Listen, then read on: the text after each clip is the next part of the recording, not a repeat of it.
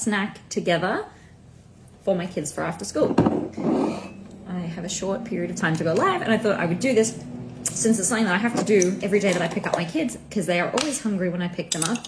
And today we have an after school activity. So, and one of my kids is has two classes like back to back. So she needs a little bit of extra food. And I thought, I'm just going to show you exactly how I pack a mini meal mindset snack for my own kids. So I try not to pack too much. So what I've got here, they're going to share this cracker sandwich thing. I'm just going to put it together so it doesn't go everywhere, but they'll have one cracker each, which is just Vegemite and butter on a whole grain cracker.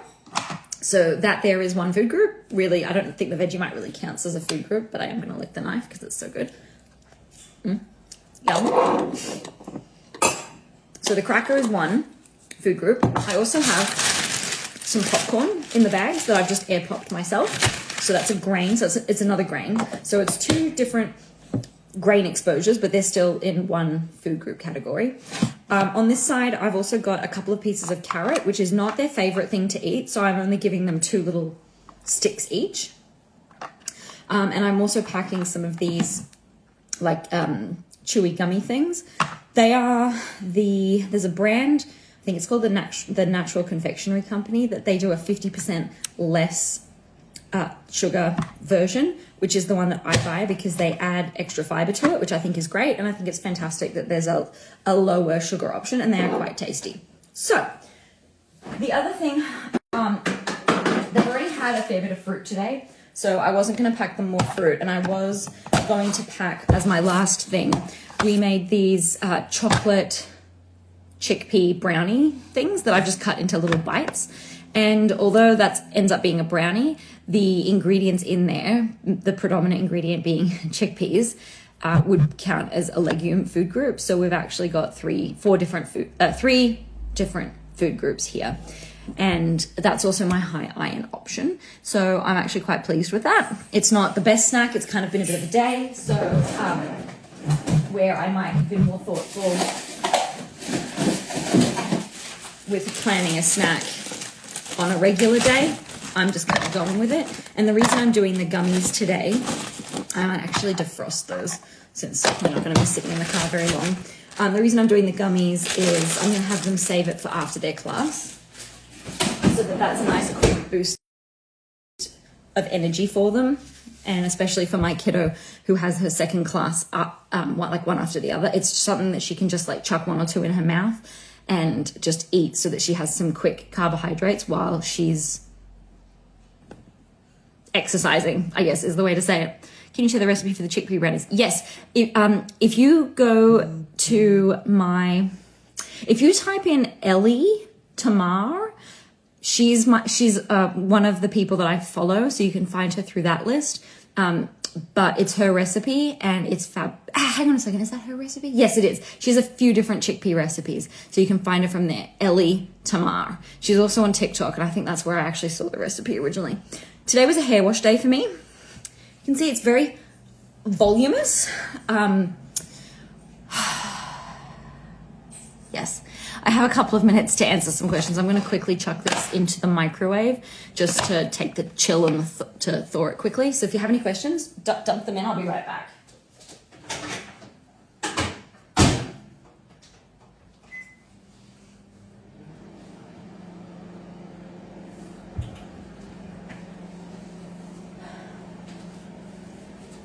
This Vegemite while I'm here.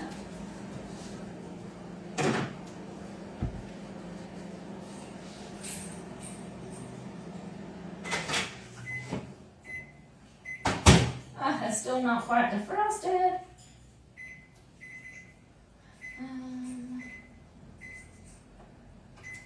Okay, let's try that. We'll give it another 20 seconds. I heard my phone buzz.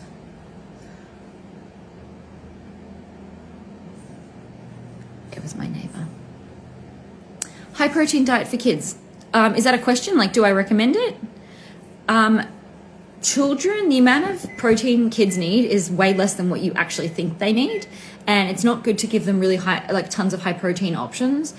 And what I mean by that is don't give supplements that are like protein powders and like protein infused things, because for the most part, a child who is eating a varied diet will get enough protein through that.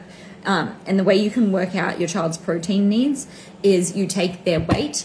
If you've got their weight in grams, it's their weight in grams times times by 0.1. It kind of depends slightly on their age, but about 1 gram per kilogram of your child. So if you have a 20 kilogram child, they need 20 grams of protein a day. It's really not very much. Yeah, good. Just through food. Oh, okay. So, instead of focusing on protein, focus on iron, because there's iron deficiency anemia is the most common deficiency, and particularly in picky eaters. So if you want to focus on anything, I would focus on on iron, not protein, because every protein food contains iron, but not the other way around. I'll be right back. I'm getting that stuff out of the microwave, and hopefully it is defrosted. It smells good. It's still a little bit cold, but I think... I'm so terrible if my kids are like, it's frozen still. I'm like, I know you're going to eat it anyway. It's still good. So, okay, that is our snack. Oh, I'll show you. So there's popcorn. Each kid has their own bag of popcorn so that no one has to like fight over it. There's one little piece of chickpea brownie each. There's a whole wheat cracker with Vegemite and butter on it. There's a couple of sticks of carrot, and there's 3 gummies each. So it's not even like that many, but they're the lower sugar gummies that you can get. And I like to buy those because, one, they are less sugar, and they're still sweet and delicious, and they also have some fiber in them, which is great. Okay, raising kids vegetarian. Oh, I don't know if I can cover that in the 5 minutes that I have before I have to go to school pickup. My kids don't eat meat, makes it harder. Okay, so I've got 2 different parents here. Raising Fathers is asking about raising kids vegetarian, and Marina's is saying that your kids don't eat meat. Marina, are your kids that they don't eat meat because they're fussy, or because you guys don't eat meat? What's the deal with that? I am not here to question people's choices in terms of if you are ethically vegetarian or religiously vegetarian. My God, like I just washed my hair and it's like there's so much volume. I need to clip it. I might just tie it for now. So really where I start to question from a nutritional standpoint is vegan diets, because vegan diets cut out so many food groups, and that can really compromise a child's nutrition if you're not under the care of a dietitian who knows what they're talking about, to make sure that you are covering all the nutrients that they need. It's much harder to get that from a really restricted diet, and a vegan diet is a really restricted diet. Come at me, but it's true.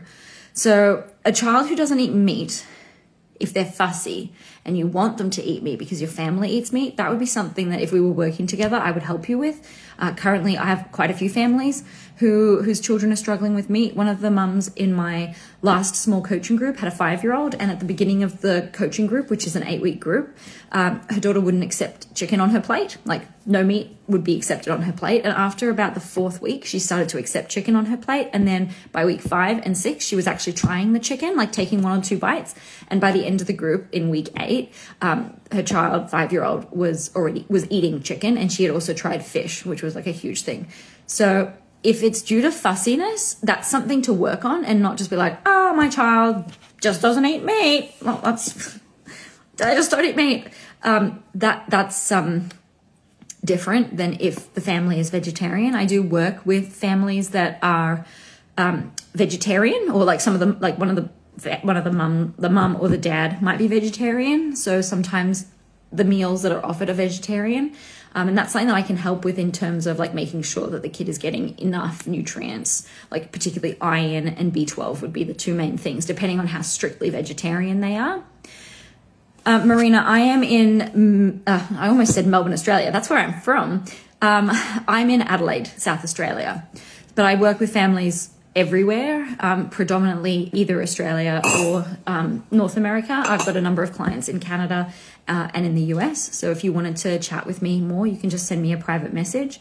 I'm going to be on this live for another 2 minutes. I've got a timer to go off to remind me to get so I can get to school on time.